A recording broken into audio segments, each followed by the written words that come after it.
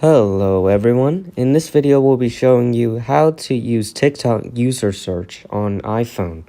So, let's open up TikTok.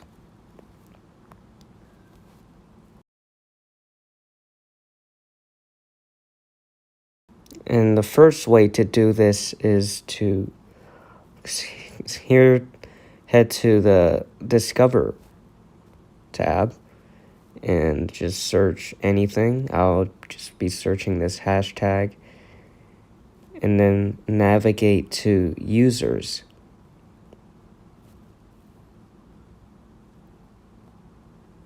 And here you can follow whoever you'd like.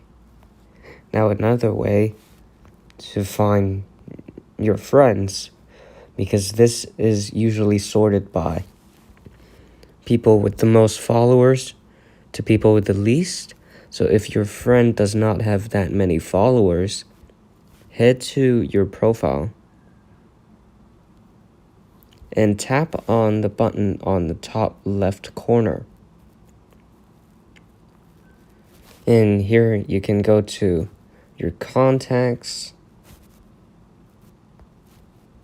or invite friends or Facebook friends. And that's it.